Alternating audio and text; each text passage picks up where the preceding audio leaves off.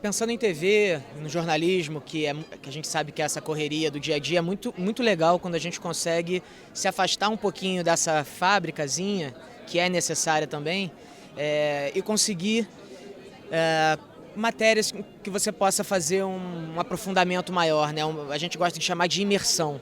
Então, você acaba nessa convivência descobrindo outras nuances que você muitas vezes, quando chega para fazer a entrevista no dia a dia, você não consegue, né? Porque são às vezes assuntos muito singelos, coisa que aparece num bate-papo. Então, é o caso dessa nossa viagem para Pentecostes. A gente ficou uma semana em Pentecostes. Pentecostes é uma cidadezinha de 30 mil habitantes, no meio do sertão cearense.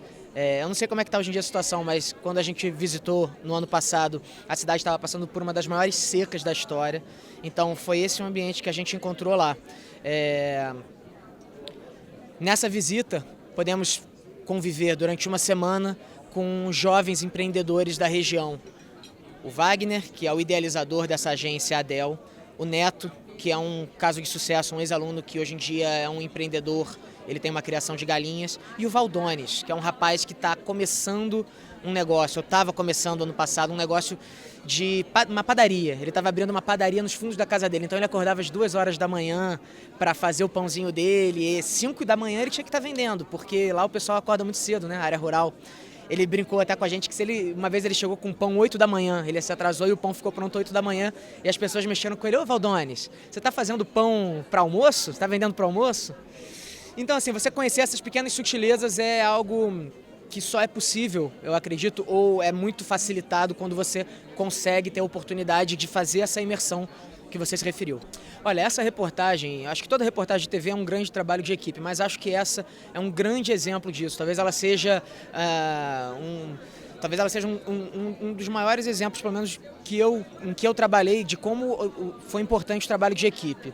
Porque eu acho que não foi uma matéria em que nenhuma das pontas, essas pontas que você comentou, foi uma matéria que nenhuma dessas pontas da reportagem ela gritou muito, ela se destacou muito. Eu acho que foi um trabalho igualmente muito competente, desde a produção, quando a nossa produtora Cássia primeiro descobriu a história da ADEL e depois conheceu essas histórias, selecionou os entrevistados,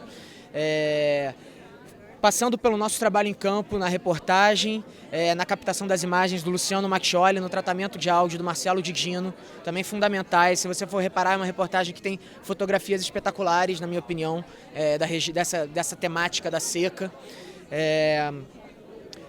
Na edição, foi um trabalho de roteiro muito elaborado pelo Alexandre Gramont, um trabalho nosso em conjunto. Ele comprou muito a minha ideia, aprimorou muito a ideia que eu trouxe da rua, a história de você contar três personagens. A gente apresentou do início os 3 personagens, né? A gente ficou com muita dúvida se a gente poderia fazer essa matéria desse jeito, né? Será que as pessoas vão lembrar quando o personagem aparecer, que era aquele que a gente falou lá no início da matéria?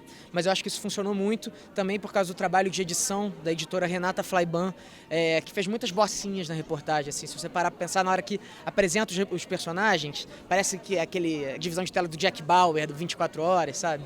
Então eu acho que essa matéria é um grande exemplo de como uma matéria de televisão é um trabalho de equipe.